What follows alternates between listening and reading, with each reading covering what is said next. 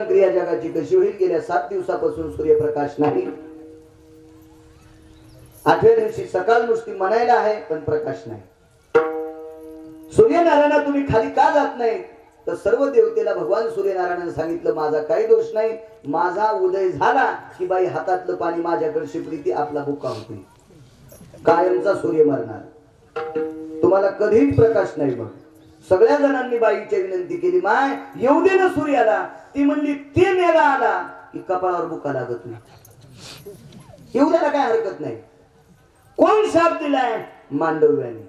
सर्व देवता मांडव्याकडे.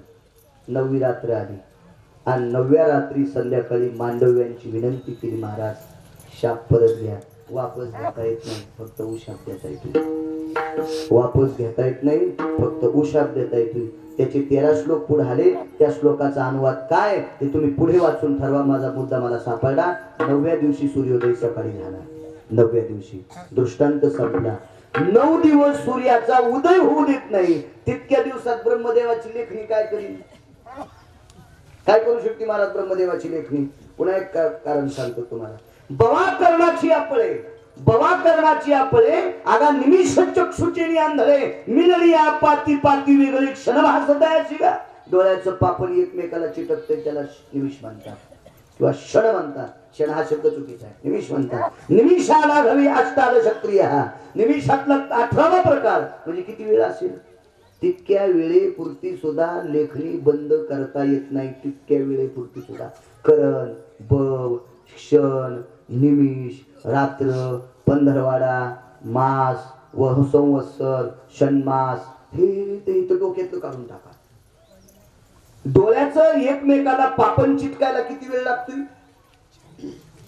तितक्या वेळातला 18वा भाग. त्यावेळेचे 18 तुकडे करायचे. 18 त्यावेळेचे 18 असं फटकन डोळ्याला डोळा लावा. किती वेळ लागतोय? तितक्या वेळेचे 18 तुकडे करायचे. 18व्या तुकड्या इतकी सुद्धा ब्रह्मदेवाची लेखणी बंद होत नाही. तर 9 दिवस सूर्यच येऊ द्याला नाही. काय लेखणी ताकद राहिली त्या? आगा 9 दिनत्रे भास्करो तेजा लोपमी दिन करो.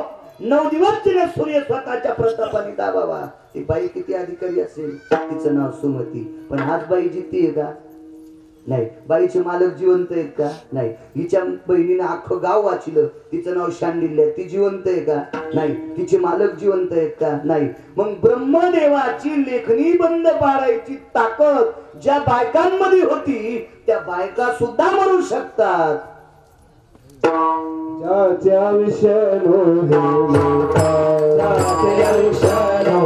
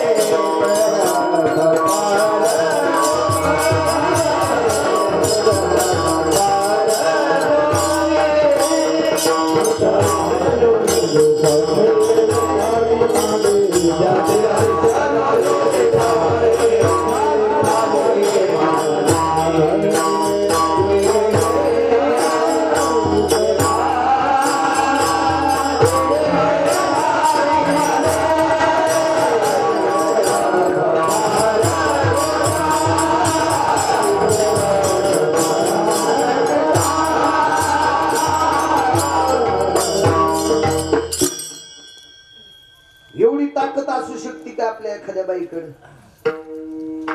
त्या बाईला जावं लागतं. आपली काय कथा? एके दिवशी यम हार घेऊन आला. उदाहरण क्रमांक 3.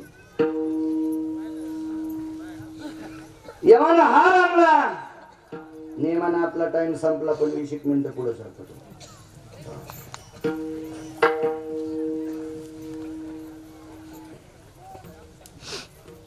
मारुतीरायाचं दर्शन घेतलं यमानं. यम एरवी बी मारुतीरायाचं दर्शन घेत होता आणि यम संतांचं दर्शन घेतच असतो. तुमच्या माझ्यासारख्या पाप्याला नेऊन यम कदरलाय.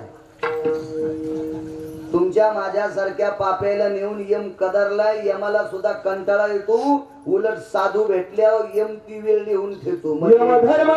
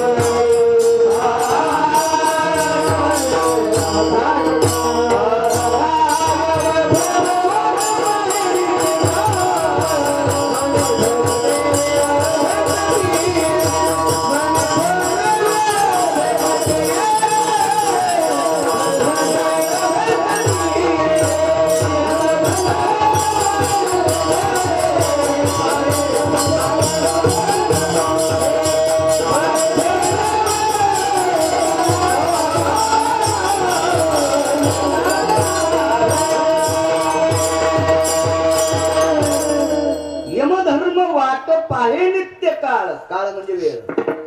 सतत यम वाट पाहतोय. कोणत्या वेळेची? ज्या वेळेला साधू भेटल त्या वेळेची. आणि ती वेळ म्हणे धन्य वेळ भेटते. म्हणून यम साधूला नमस्कार करतोच. मारुतीरायाला बघितल्याबरोबर यमानं कधी नमस्कार करायचा, पण आज यमानं मारुतीरायाला हार घातला आणि पाया पडले. मारुतीरायानं स्मित हास्य केलं.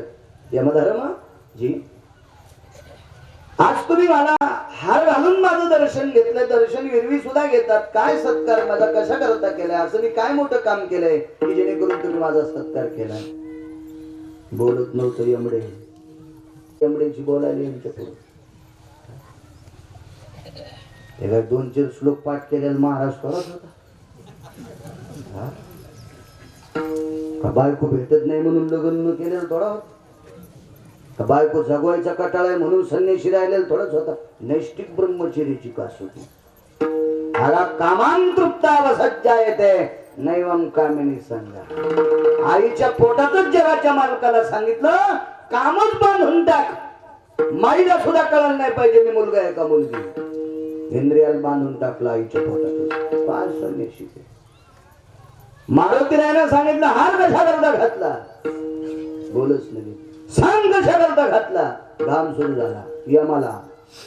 सांग काय घातला? थरथर कापू लागलं यम. मारुतीरायाच्या लक्षात आलं आपल्या बोलण्याने यमच मरायचं. त्यानंच दिवसगीर टाकला. मारुतीरायाने उठिलं म्हणलं बाबू मी काय तुला मारित नाही दटीत नाही काय नाही, पण हार कस काय घातला? आपल्याकडून तुला अभय. तू काही सांग मला नाही पटलं तरी मी ऐकतो, पण तुला त्रास देणार नाही. सांग.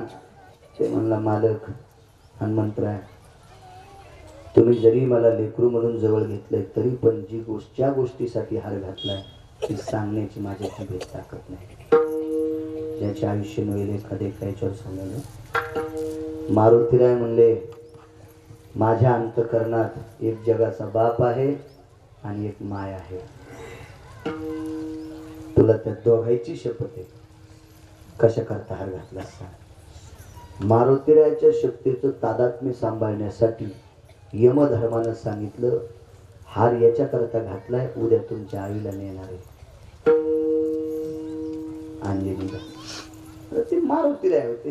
ते म्हणले माझ्या आईला उद्या नेणार आहेस? बरं काय हरकत नाही. किती वाजता नेणार आहेस? 2 वाजता. हे टाइम खरा नाही बरं का, उभं करण्यामुळे सांगायला. पुन्हा एखादा म्हणेल 2 वाजता नेणार आहे. कशात लिहिलेले? मी बोट घालण्यासाठी भोकाट ठोदत नाही. विठाला विठाला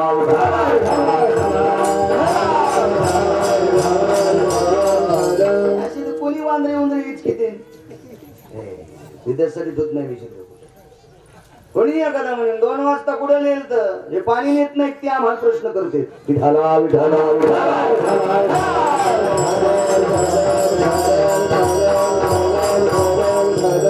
पुण्याला मी घेऊन जाणार आहे. मारुतीरायाने सांगितलं वा आता माझी आई बरीच थकलेली आहे, तिला उठाय बसायला थोडासा त्रास होतोय आणि चांगल्यापणात आईला घेऊन जा. मारुतीराय संध्याकाळी घरी गेले सांगितले माय ग ए माय काय रे हनुमंता, आई तुला उद्या दुपारी यम नेणार आहे.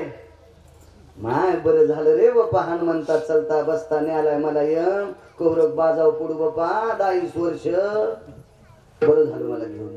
मृत्यूचे प्रकार 16, त्याच्यापैकी एक प्रकार म्हणतात त्याला सुमृत्यू म्हणतात. सुमृत्यूचा अर्थ सांगू खाली येऊ. स्वतःचा तांब्या स्वतः रानातून भरून घेता यावा, तो तांब्या घेऊन बाथरूमला जाता यावा, बाथरूम करून वापस येताना पाय भरलेले नसावा, असं जाऊन वापस येता येतंय अशा काळात ज्याला मरण येतंय त्याला सुमृत्यू म्हणतात.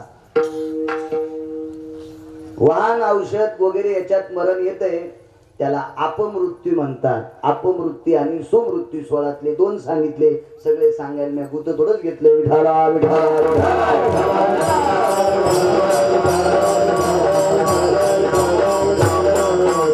पण असा सुमृत्यूच्या यादीत मी जाते रे हनुमंता. बरं झालं बाप्पा त्याला म्हणून 2दा येऊन 12ला येईल. यम सकाळी उजडायलाच गेलं. उजडायला गेल्याबरोबर यमाला पाहिल्याबरोबर अंजनीने पुरण टाकलं. पुरण चुलीवर शिजायला. यमाला गावरान तुकून पुरण पोळ्या वाढल्या. वाक्य लक्षात आलं. जे मारायला आले त्याला जीव घातले, जे प्राण काढून नेण्यासाठी आले त्याला जीव घातले. काय जीवलं एवढे त्याच्या पोटावर सुपारी हाणली की फुटली. इतक्या पोळ्या खाल्ल्या. आणि जेवण आटपल्याच्या नंतर अंजनीचं दर्शन घेतलं, नियम निघून गेलं. मारुतीला संध्याकाळी आले म्हणले आई तू नेल नाही त्यानं. माय मेलं कचून जेवलं पाया पडून गेलं रे, आणि मला न्यायला आले म्हणून मी त्याला पोळ्या केल्या रे हनुमंता. मी अजून नाही पुरण टाकलं कधी.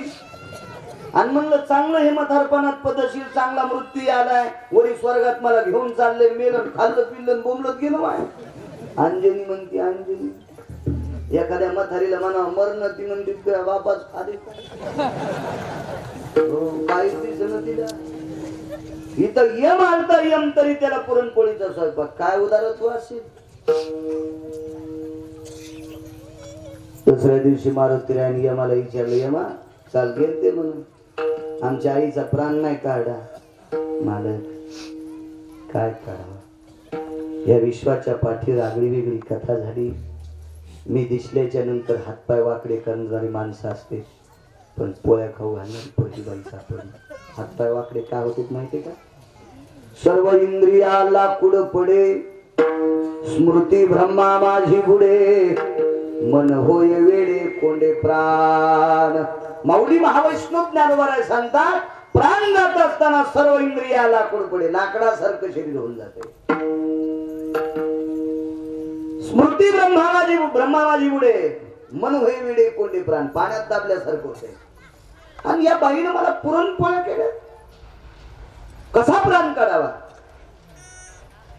4-5 दिवसाला पुन्हा विचारलं हनुमंता यम नाही आला रे, उद्या येणार आहे. ज्याचे आयुष्य नव्हे लेखा सांगते. गेली 7-8 दिवसाच्या नंतर यमानं पुन्हा प्रणाम केला. ए यमा निन रे बाप्पा मला. साहेब माफ करा मला, येतो मी. मारुतीरायाच्या लक्षात आलं यम भीतोय. स्वतः यम धर्माच्या ठिकाणी गेले, यमाशी संवाद केला. यमराज माझी आज्ञा आहे तुम्हाला माझ्या आईला घेऊन जा. माझ्या आईची तळमळ बघा वाटत नाही, अत्यंत आई थकून गेली. यमधर्माने कालदंडाला आमंत्रित केलं इकडे. अंजनीला घेऊन या. नाही पदावून काढून टाकलं तरी हरकत नाही, पण आणत नाही. मारुतीराय जवळ आले, पाठीवर थाप दिली. बाळा प्राण कसे काढित होतास. ते म्हणला माणसाच्या शरीरातला प्राण काढण्यासाठी माझ्याकडे फास आहे. तो फासा टाकला की प्राण काढता येतो. जगात कोणताच डॉक्टर नाही, त्याला कळतच नाही जीव चालला नाही. ते फक्त गेल्यावर सांगते घेऊन जा, घेऊन जा. वयस्कर माणसाच्या भोवताल 7-8 पोरी पोरं बसलेली असतील. कोणी शेप देते, कोणी अंगूर देते, कोणी दुधाचा चमचा टाकते आणि गपकन गुचकी येते आणि मग म्हणते आता बसवा. मग कपाळाला रुपया, शेणाचा गोळा, 2-3 उद्धाचे, रडायला 5-6 म्हाताऱ्या, मग ते कार्यक्रम पण दिसत नाही. इतका पासा यमाचा फासा तीक्ष्ण आहे. मारुती रायनं सांगितलं एरवीचे माणसं पाश टाकून तू प्राण काढतोस, तो पाश माझ्या आईवर टाकून प्राण काढ. यमानं मारुतीरायाचे पाय धरून रडायला सुरुवात केली. हनुमंतराय आज 15 दिवस झालं तुमच्या आईच्या नावानं पाशाला हात लावला की पाशच रडत होता. रुदंती पाश हा, रुदंती पाश हा. या जगातला नंबर 1चा नामस्मरणातला बादशाह आणि निष्ठेनं सेवा करणारा जगाचा दास. या दासाच्या आईचा प्राण काढत असताना पाश सुद्धा रडत होता. पाश, रुदंती पाश हा. पाश फक्त 3च लोकांसाठी रडणार, त्याच्यापैकी एक अंजनीसाठी रडणार. हात लावला की पाशाला पाणी सुटतंय. करावं काय? मारुतीराय म्हणले मग नेऊ नको. हे सगळं खरं झालं पण वरी छेव चालली ना.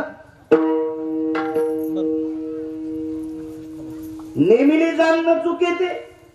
पक्षायतन भेदी, पक्षायतन म्हणजे 15 दिवस निघून गेले. किती दिवस अंजनीला वाचू शकते? खापर आमच्या डोक्यावर बसते. करायचं काय?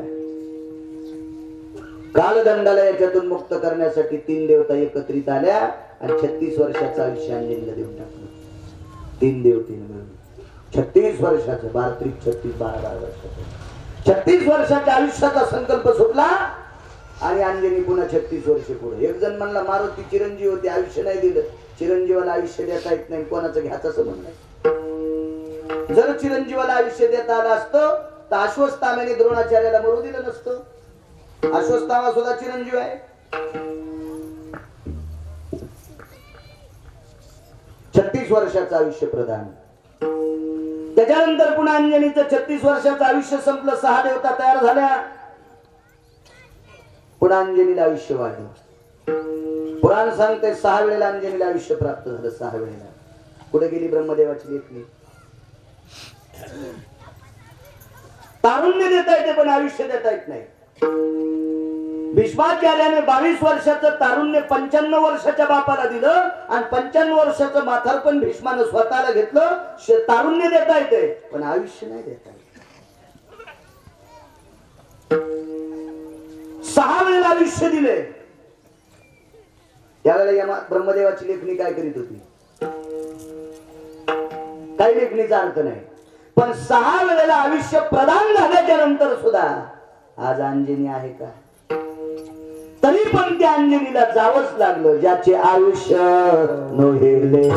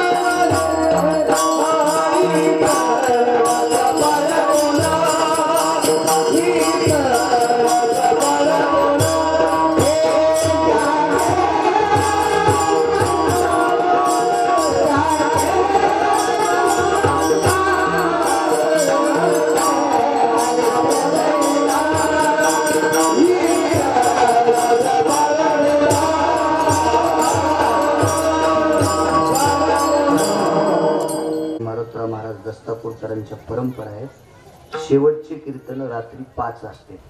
शेवटच्या रात्री 7 रात्री 5 कीर्तन आणि सकाळी सकाळी पहाटे 5:30-6 वाजता सूर्योदयाला काल.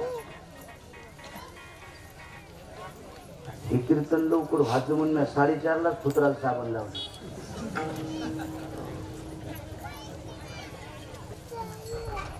हे 4:45 देवगाव फाट्यावर हजर. याला माहिती नाही गावात हे जातं पुढे निघून शकतो. हे दोघ जण पुलाखाली अंधारातच होते. उड्डाण पुलाखाली. यायला माहिती आहे गिरगाव तर गेले. हे काय कोणाची वाट पाहत नाही. हंत संधीची गाडी हे पकवात खांद्यावर घेऊन पुलाखाली शिवाजी पुतळ्यात.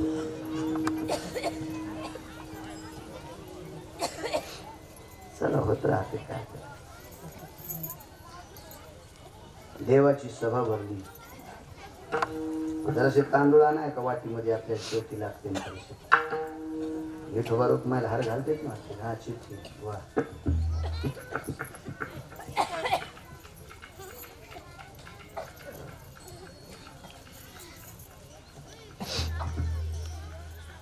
देवाची सभा होती. त्या सभेला 33 कोटी देवता निघाल्या. गरुडाचा सकाळचा नित्यनेम आटपला आणि गरुड निघाले. आईला प्रणाम करत होते. सकाळी आईला नमस्कार केला पाहिजे. आई दैवत सगळ्यात मोठं दैवत असते. राष्ट्रमाता जिजाबाई साहेबांचा कालचा जन्मदिवस केला पाहिजे नमस्कार. छत्रपती शिवाजी महाराज आईंना नमस्कार करायचे. हल्ली मायबापाला नमस्कार करा वाटेना. दाढ्या राखा वाटायला. शिवाजी महाराजासारखा गंधा वाटायला चंद्रकोर. हो दाढी राखते गण लावते. विचारलं मथारी याची याच्या कदर कदर तारात उडी आणली. सोंग सोंग नाटक मात्र खूप नाटक कामाचे. गरुड नमस्कार करत होता. आईला नमस्कार केला निघला. आई म्हणली अरे गरुडा गडबडीत चाललास काय काम आहे. काय नाही देवांची सभा आहे. मरावं लागतं याच्यावर सांगते. गरुडा मी येऊ का रे. आई कशाला ग फार गर्दी सर्व देवता येणार त्याच्यामुळेच यायचं रे. तिथे आल्याच्या नंतर सर्व देवांची दर्शन होते. आईचा शब्द कसा बोलायचा म्हणून गरुडानं आईला पाठीवर घेतलं आणि अमरपुरीच्या ठिकाणी ते आले.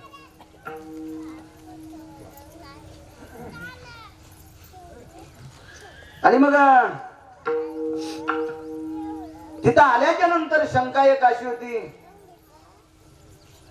की जशी कमान लावली असा सुंदरसा विस्तीर्ण मंडप 33 कोटी देवतामध्ये. पण बाहेर बोर्ड होता कमानीवर या कार्यक्रमामध्ये बायकांना प्रवेश निषेध.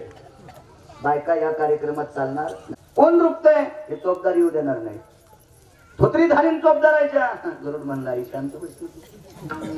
चोपदाराला काऊन मारायली. त्याचा काय दोष आहे. मालकान त्याला सांगितलं येऊ देऊ नका. बायकोने निहिरी केली नाही. बैलाला हाणलं. तिनं सकाळी भाकरी का नाही टाकल्या म्हणून बैलालाच रुमण्यानं हाणला. आता बैलाला हाणल्या भाकर भेटत असते. बायको तू हा ऐकून काऊन येडे म्हणे. आईला सांगितलं चोपदाराला काऊन दाटवायची त्याला काऊन हाणती. त्याच्या मालकानं सांगितलं येऊ देऊ नका. दोष काय त्याचा. माणसं कुठली कुठे ताण हाणते. गरुडाची आई असती पण काय झालं शेवटी बाई. आई तुला स्वतः कशामुळे मोठं समजायली. तू गरुड आहेस ना. मग जगाचा बाप तुझ्या पाठीवर बसतो का. हो मग माझ्या मुलाच्या पाठीवर जगाचा बाप बसतोय. मी एवढ्या मोठ्या मुलाची आई आहे. चोपदाराला माहित नाही. गरुड म्हणला आई देव फक्त तुझ्या पोराच्या पाठीवर बसतो म्हणून तुला इतकं मोठेपणे. देवाची बायकोच ती झाडाखाली बसली. लक्ष्मीलाच कार्यक्रमात येता येत नाही. तू कसं जमन. मग तिच्या लक्षात आलं आपण नको. 10-15 बाया लग्नाला गेल्या आणि पाय न धुतल्यामुळे रुसल्या. लग्नात यायची पाय धुवा लागतात ना. कशानं भरलेले असतात काय माहिती. लयच भरले तर नदीत सोडावून माय नक्षा अशी लोकांच्या घरी धुत असतात का.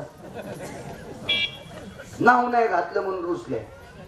ही रीत बसावं 2-3 महिने असं गौरीनं घासीत आपल्या घरच्या वा पुढे युवाच्या घरी सोडित असतील काय वा पाय न धुतल्यामुळे रुसल्या जीवच न मी त्या लग्नाला सब काकू दुर्गा काकू शेवंती कस्तुरी अंतिकी भागीत्री दोरकी 10-15 जणी होत्या आणि मला एक जण मुलं जीवच न म्हणलं काय द्वारका काकू काऊन जेवणच माय आम्हाला कशाला आणावं रे लग्न हे काताडे का आमच्या घरी नाही चपात्याला काताडे म्हणल्या